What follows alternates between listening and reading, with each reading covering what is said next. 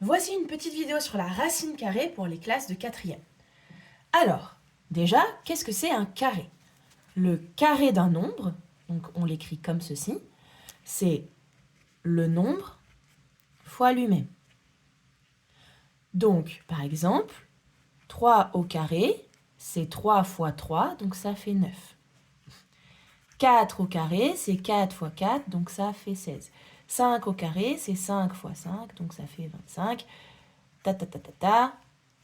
Vous avez compris. Qu'est-ce que c'est une racine? La racine carrée d'un nombre, c'est l'opération inverse du carré.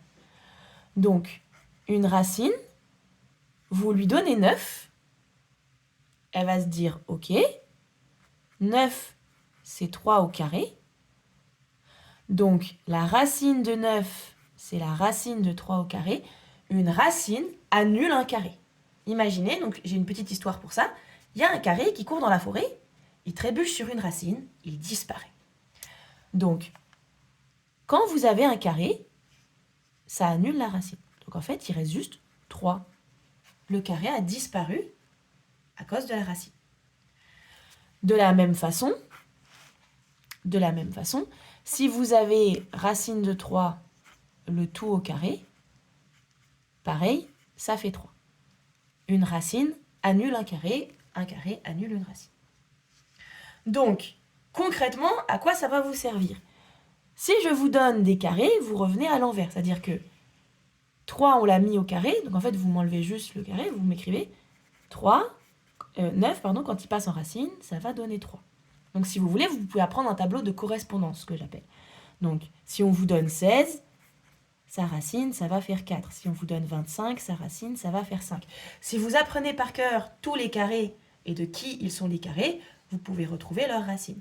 Ça, c'est quand on a un carré parfait. Parfois, on vous donnera la racine de 7. Ah, bon ben 7, c'est le carré de rien, d'accord? Il n'est pas dans la liste des carrés, 7. Ok, c'est pas grave, ce nombre est un nombre à part entière. 7 n'a pas de carré, donc il ne peut pas sortir de la barrière. J'appelle aussi les racines des barrières. Imaginez-vous une barrière de péage. Vous n'avez le droit de sortir de la barrière que si vous payez votre carré. D'accord? 7, il n'y a pas de petit 2, il n'a pas son péage, donc il ne peut pas sortir de la barrière. Il est prisonnier. D'accord? Ça, c'est un nombre, c'est fini. Vous passez à la suite. L'exercice est terminé quand vous trouvez ce nombre. D'accord? Par contre, vous pouvez me dire entre quoi il est. Donc 7, il faut retrouver du coup dans la liste des carrés. La liste n'est pas complète, mais je vous fais confiance pour la faire vous-même chez vous. 7, il est entre quel carré? Il est entre 4 et 9. Donc la racine de 7 est entre 2, parce que la racine de 4 c'est 2, et 3, parce que la racine de 9 c'est 3. Donc la racine de 7, c'est un nombre infini entre 2 et 3. Voilà. Alors, à quoi ça sert? Si vous avez regardé ma petite vidéo sur Pythagore, je peux vous montrer, hop. Donc, parfois, on s'amuse à faire des triangles qui ont des beaux carrés parfaits, et parfois, on a la flemme. Pourtant, on aimerait quand même utiliser Pythagore.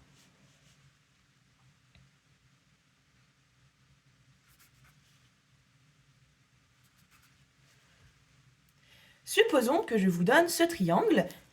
Vous m'écrirez toute la phrase, là j'ai pas la place, d'après le théorème de Pythagore, blablabla. Et vous avez donc que AC au carré est égal à AB au carré plus BC au carré, puisqu'il est rectangle en B. Je vous demande de calculer AC, donc on va faire 7 au carré plus 9 au carré, ce qui fait 49 plus 81, ce qui fait 130. Bon, on est bien d'accord, 130 c'est le carré de rien du tout. Alors peut-être que vous ne le savez pas, mais 11, son carré c'est 121, 12 c'est 144. 130 c'est entre les deux, on n'en fait rien.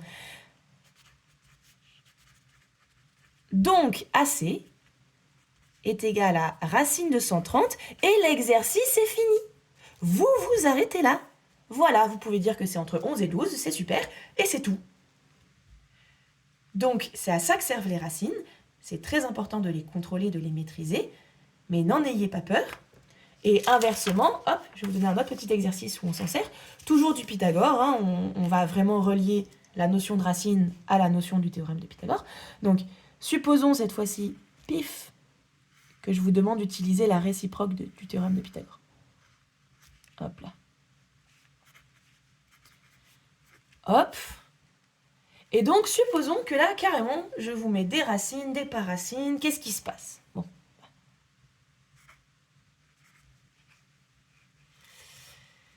Alors, attendez. Je vais faire quelque chose de... Est-ce que je veux qu'il soit rectangle? Ben, vous savez quoi? J'en sais rien. On va faire ça comme ça. Ah. Hop.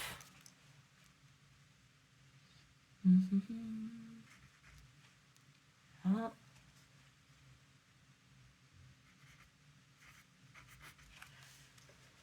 Voilà. Est-ce que ce triangle est rectangle? Bon, il y a des racines, il y a des paracines, on ne comprend rien. La formule, pourtant, est toujours la même. Aucune panique. Appliquons la formule. Je suis un peu plus exact. Essayons de voir si la formule est exacte. C'est-à-dire, hop, je calcule d'un côté ma potentielle hypoténuse au carré, c'est-à-dire le plus grand côté. D'accord? Alors, quand j'ai des racines, comment je vois si on est le plus grand? Bon, et ben en utilisant ce que je vous ai dit tout à l'heure, c'est-à-dire entre quel nombre on est. 20, c'est entre 16 et 25, donc ce nombre est entre 4 et 5. Il est plus grand que BC. Racine de 5 est entre 4 et du coup le prochain c'est 9. D'accord? Donc il est entre 2 et 3. Donc il est plus petit que celui-là. Donc c'est le plus petit, ensuite c'est lui, ensuite c'est lui. Donc AC serait bien l'hypoténuse si hypoténuse il y a. Donc vous me faites la racine de 20 au carré, mais pour rappel, une racine annule un carré. C'est comme, vous pouvez tout barrer quoi. Hop, hop. Il reste donc 20. En parallèle, vous me calculez AB au carré plus BC au carré. J'ai donc racine de 5 au carré plus 4 au carré. Racine de 5 au carré, ben en fait, c'est 5. Voilà. 4 au carré, c'est 4 fois 4, 16. 21. 20 et 21 ne sont pas les mêmes nombres, donc ce triangle n'est pas rectangle en B d'après la réciproque du théorème de Pythagore. C'est donc à ça, dans le cadre du théorème de Pythagore, que sert la notion de racine. Petit bonus. Une racine, vous pouvez apprendre à la simplifier. Là, je vous ai donné, excusez-moi, des nombres plutôt sympas. Supposons que vous ayez la racine de 45. Ce nombre est un peu plus grand. On sait malgré tout qu'il est juste en dessous de 49, d'accord? Et qu'il est au-dessus de 36. Donc vous savez que ce nombre est entre 6 et 7. C'est super, mais on va pouvoir aussi faire ce que j'appelle la simplification de racines. C'est-à-dire que, parce que maintenant vous savez super bien décomposer, si vous ne savez pas, allez voir ma vidéo sur la décomposition, je vais pouvoir repérer les carrés qui se cachent dans 45. C'est parti. Ça, c'est dans la table de 3, c'est 3 fois 15, c'est donc dans la table de 3, ça fait 5, 5 et 1. Un carré, c'est quand on les met en couple, entre guillemets. Vous repérez les paires de chiffres identiques. Bon, ben on est d'accord que les 2, 3, là, ça, c'est un 3 au carré. Donc, j'ai 3 au carré fois 5. Quand on a un carré, on peut payer son péage et sortir de la barrière. 3, il peut sortir. Il donne son carré, évidemment, hein, vous payez le péage, sinon vous ne sortez de nulle part. Donc, vous payez votre carré et vous sortez. 5, par contre, il paye rien du tout, donc il reste à l'intérieur. La racine simplifiée de 45, c'est 3 racines de 5. Voilà, c'est un petit bonus, c'est comme ça. Si jamais vous voulez l'apprendre dès maintenant, c'est très bien. Vous inquiétez pas, vous reverrez cette notion plus tard. Mais comme vous savez déjà décomposer et que maintenant vous avez la notion de racine en plus, ça aurait été dommage de ne pas vous le montrer du tout. Mais sachez que vous reverrez ça dans les prochaines années.